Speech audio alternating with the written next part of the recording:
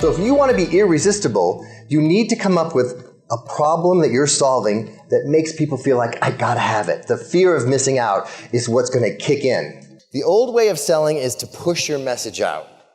That's what commercials do. They interrupt your programming. Even an ad in a magazine is pushing. But when you tell a story, you pull people in. People go from listening to data in their left brain to, oh, you're going to tell me a story?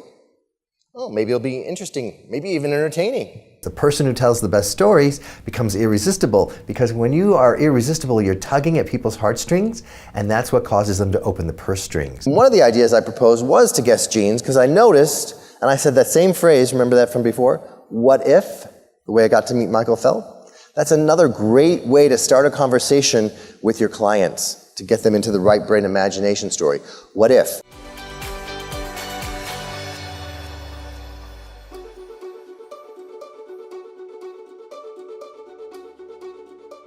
I now have a passion and a mission to help as many people like you get off the self-esteem roller coaster of only feeling good about ourselves if our numbers are up and bad about ourselves if our numbers are down. Or only feeling good if things are going the way we want and we're winning awards, or bad if we're not. Because once you get off that self-esteem roller coaster, you're going to be more productive, because it goes up and down sometimes multiple times in a day, let alone a month or a year. And the key to doing that is realizing that who you are is bigger than anything going on the outside. And that's what gives you the confidence to face it.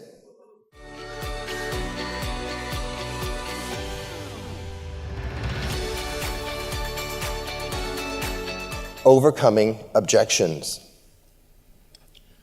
You don't have the features we want. This isn't the way we want to do it. We're just this plan and spec mode. We just care about who has the cheaper solution. Well, here's one of the ways to handle those kinds of objections. It's called feel, felt, found. And it sounds like this. Well, I understand how you could feel that way. Other clients of ours felt that way at first too, and what they found is, and then you go off into your story of why that worked. Now, what's happening there is you're not agreeing with the objection, but you're letting them know that you heard it. I understand how you could feel that way. Others have felt that way. Other clients have felt that way. Oh, so people felt the same way I do, and they became your client? Yes, because what they found is, I was giving this talk to a group, and a woman raised her hand at the Q&A. She goes, does that feel, felt, found work with dating? And I said, well, give me an example. She's like, well, I met this guy, and we've gone out a couple times, and he wants to go a little faster than I'm willing to go. And what could I say? And I said, well, you could say, look, I understand how you could feel that way, buddy, because other guys have felt the same way. And what they found is I'm worth the wait. So there's your feel, felt, found, used in a dating situation again, that you can apply.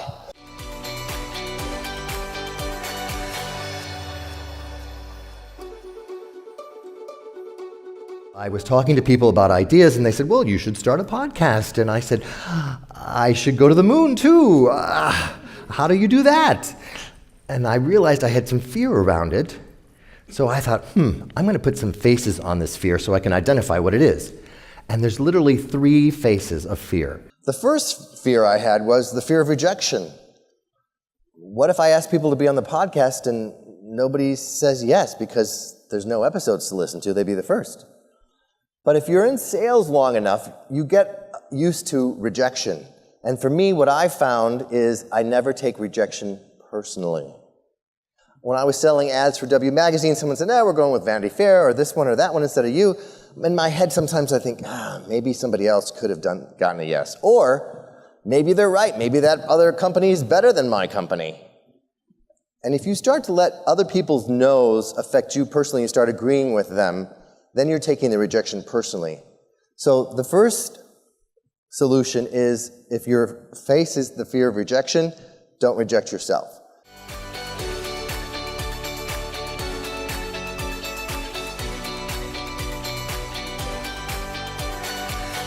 That concept of being perfect every time you present, or if you don't get the sale, will drive you crazy. But if you change your mindset and say, I'm not a perfectionist, what I am is a progressionist. And that celebrating your progress triggers in your brain, oh, let's have more of that. And that's what keeps you motivated when you're having some challenges in that.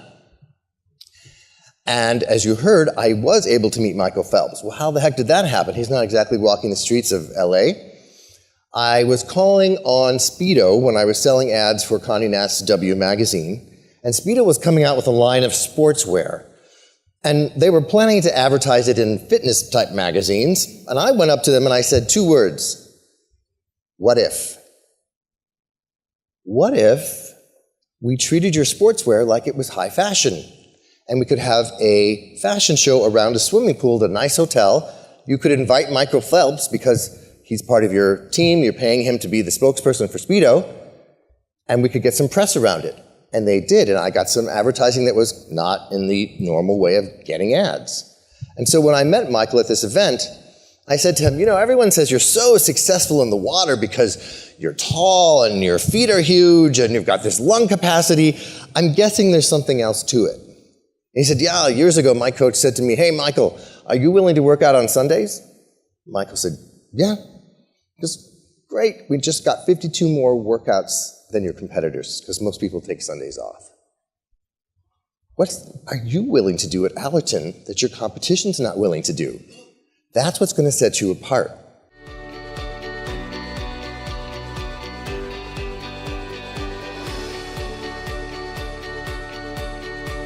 Start to think of yourself as an artist who tells stories, and not just a salesperson.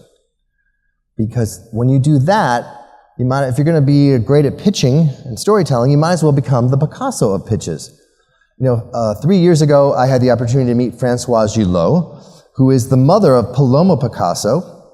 In the 1940s, she was in her 20s and Picasso was in his 60s.